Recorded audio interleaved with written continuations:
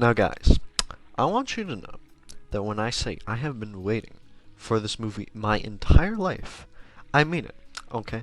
Let me start off this big ol' spiel by telling you why the original Space Jam is such a classic, specifically to me, with a very long-winded and rambling story. Because that's the only way I know how to tell stories. Like, if you know me, I'm very bad at doing this, and yet I continuously try. So let's get into this very personal experience. So back in the day, when I was a young and, probably like literally half my height, I don't know, you get the point, a long time ago or whatever, me and my brother, we go to this summer camp every summer. It's in the summer, and, you do plenty of things there, right? Like, I don't know, like play sports or something. I don't remember. But I tell you what I do remember. I do remember that, probably at least, I don't really remember the exact figure because, like I said, my memory is so good. I do remember that about at least more than once per week, the camp, we'd sit down and we'd watch a movie film, right? Sounds good. It's what you do sometimes. But now this is back in the day, right?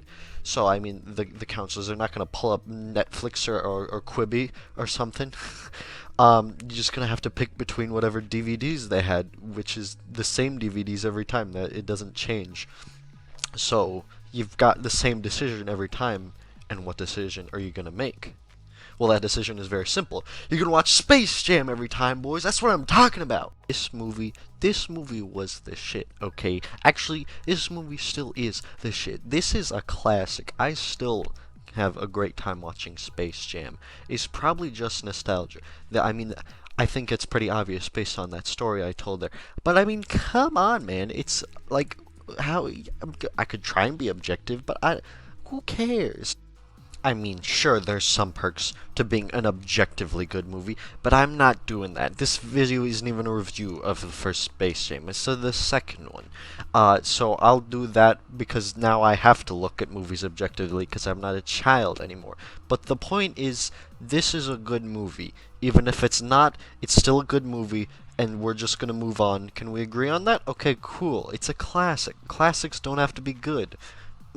That's not really true, but don't worry about it. The first thing I'd like to say about the movie is that it is weird as hell. I mean, in like concept and in just like individual scenes, pretty much everything about it. I mean, if you don't know the premise or even like what the movie's based on, there's a lot to dig into. It's a very nuanced subject. Okay, pay attention. So the movie is technically an adaptation of an ad campaign Michael Jordan did featuring the Looney Tunes characters, which is where it comes from, and it was just pretty popular. So obviously, I mean, some studio exec, probably smoking crack or something, they thought, based on this advertisement, they should make a feature-length film based on that. Of course, of course, why wouldn't they? That makes perfect sense. But anyway, the actual movie. Well, it's pretty simple, so I'll just breeze through it really quick. Okay, so Michael Jordan retires from the NBA and plays Little League Baseball, which he sucks at. Then he gets sucked down a golf hole with a magnet by Bugs Bunny to a cartoon world underground to help the Looney Tunes characters win a game of basketball against cartoon aliens. Well, they're all cartoons, except for Michael Jordan, but you already probably figured that. Also, one of the aliens is Danny DeVito. That's not super important, but it's very integral to the plot. Also, the cartoon aliens suck at basketball, but until they don't, because they go to the real world, which they can do, and steal the quote-unquote talent from other pro basketball players, and they play a game of basketball. And then did I mention there are Looney Tunes characters? So it's like a pretty normal movie, right? You mean like it's a classic, classic as Star Wars, I mean, hero's journeys, for cripe's sake, who wrote that? Campbell, whatever his name, Campbell's Tomato Soup or whatever. He actually is shamelessly ripping the monomyth off the story structure of Space Jam a whole 9 years before the movie came out. But he's the one who's ripping it off.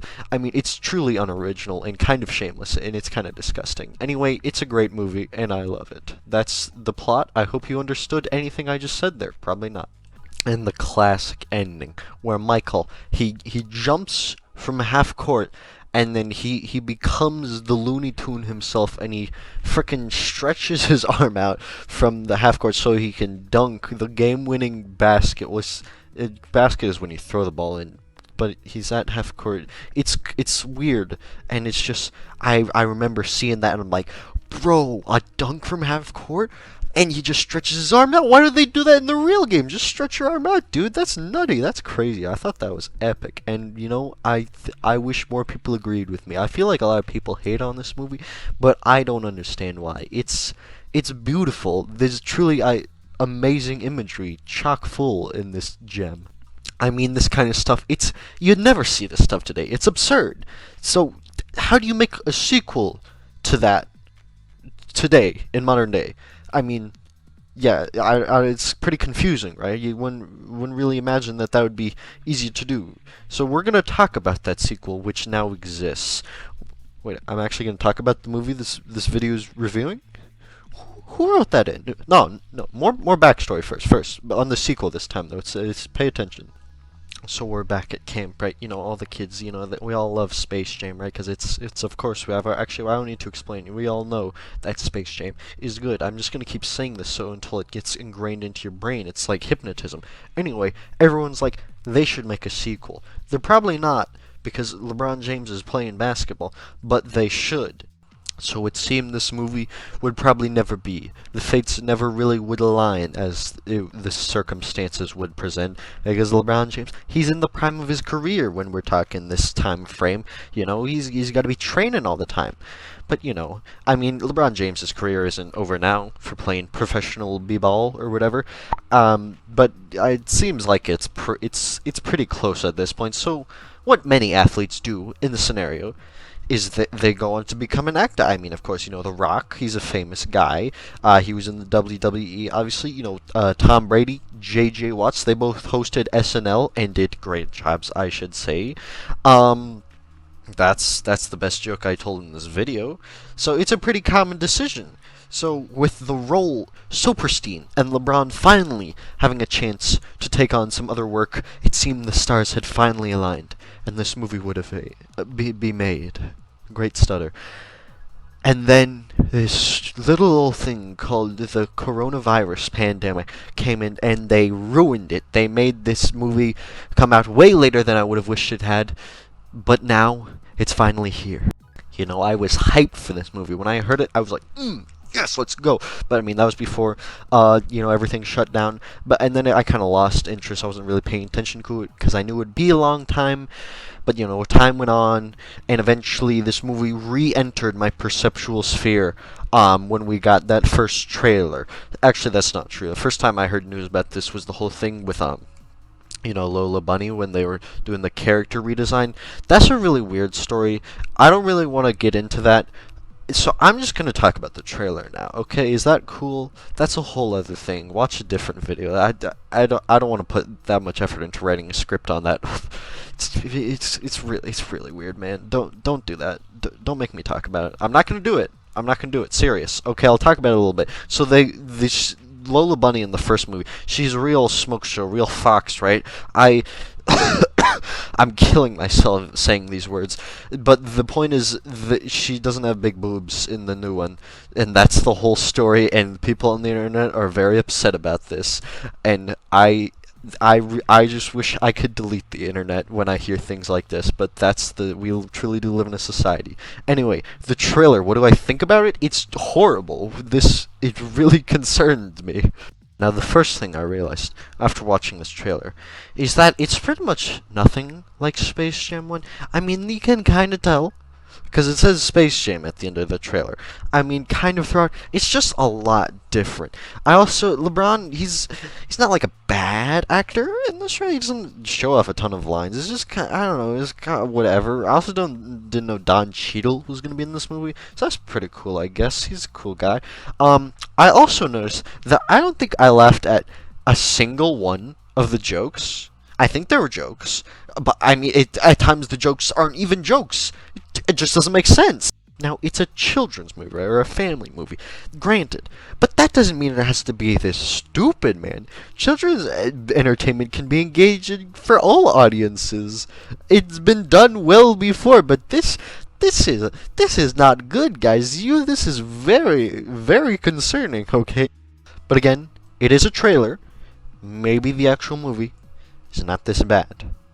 So, after seeing the actual movie, what do I think about it? This is the actual review. We're actually getting into now. This is what I'm trying to say. Alright. What do I think about it? Well,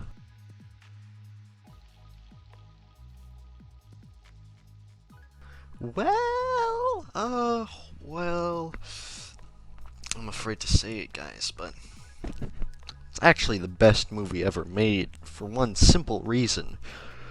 They put Big Chungus in the movie. I'm not kidding, okay? Out of everything I was expecting, I was not expecting Big Chungus. Even though it's perfect, it's so obvious. I mean, it lasts like 1 second, and no attention is called to it. But to those eagle-eyed viewers like me, I saw it. I saw it. It was beautiful. Anyway, the real movie. It's not actually that bad. This movie is actually kind of hard to criticize in some regards because it has a clause attached to it. It's a family movie. I didn't really laugh at any of the jokes except for like a few subtle visual gags that I enjoyed, but nothing much. But it's a kids movie. Like I said earlier, it's pretty clear. And sure, it can do a lot better to appease all audiences, like have been done before, and I've enjoyed that very much. But it's not really trying to, so that criticism isn't really valid in this scenario. For example, on a show like Star Wars Rebels, a show that is bad, for a large reason being that it's very much a very kiddie show and it's very inconsistent in its tone, but it still tries to tie in a bunch of elements that older fans will be interested, like Thrawn and Maul. Like, if it was just a dumb kids show, then it would be fine. You don't really need to think about it. But it's not. But this movie is it's just kiddie all the way through, and that's okay. It doesn't really matter. It's not trying to be something that it's not. One of the biggest problems with this movie is it's kind of just glorified advertising in many ways. Like, many of the scenes are solely there just to pimp out Warner's robust collection of recognizable IPs to many audiences. And it's just like soulless, and it's really distracting throughout the movie. It's just like, why is this here? This is really awkward. And it just is not good. The next problem is the villain. The villain just sucks. Don Cheadle, Mr. Algae, doesn't have a shred of a motivation, and his plan, which is the driving force behind the plot, makes no goddamn sense. He wants to be recognized for what he does. I mean, he's a computer. Is he sentient? Is he going to create Skynet and destroy humanity? No. He wants to play LeBron James in basketball in a live stream.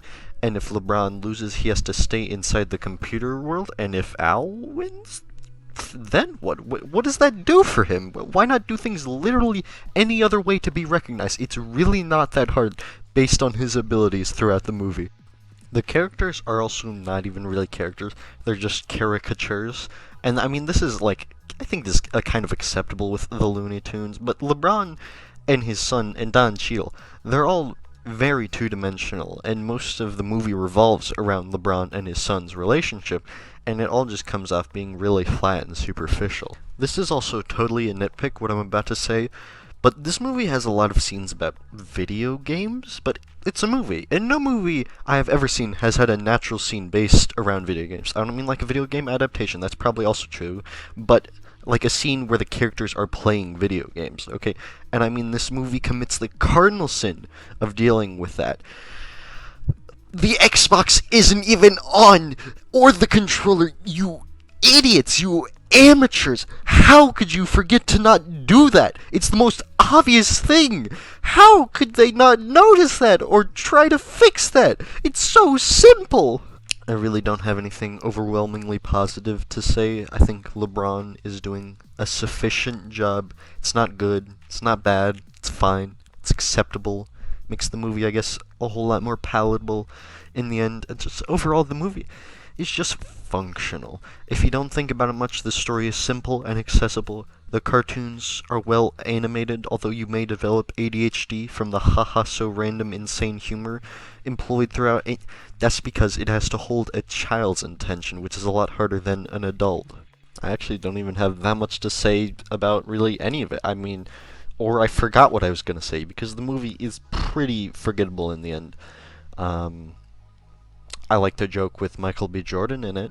but it goes on a little too long, which the whole movie does as well. It's 2 hours long, but it's pretty simple. It's just LeBron and his kid get trapped in the computer world. Then LeBron recruits the Looney Tunes to play basketball, and then they play basketball. It's really just that final match that goes on too long, and it's not very good because the rules keep changing, and the tension is just never really there. It's not very good.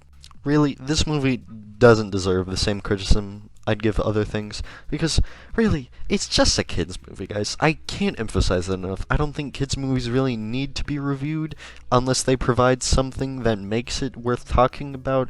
I think this one kind of does warrant talking about, but it doesn't really need to be scored. But I'm still gonna do it pretty much just out of obligation. So I'm gonna give Space Jam: A New Legacy a 4.5. This isn't going to change your life, and I'm not even going to bother with the question of is the sequel worth the wait, because that question is almost always a no. But this movie is just okay, which is pretty underwhelming compared to if it was actually really bad, which would have been kind of funny in a way. But it's just whatever. In the end, I'm just looking forward to the threequel in 30 years starring Shaq Jr., can tie in Kazam, we can make a cinematic universe out of it. I'm looking forward to it. Anyway, that's all, folks. You see what I did there? Now this face is gonna get another copyright claim on top of the 10 it probably has. That's pretty sick, bro. That's it. See ya.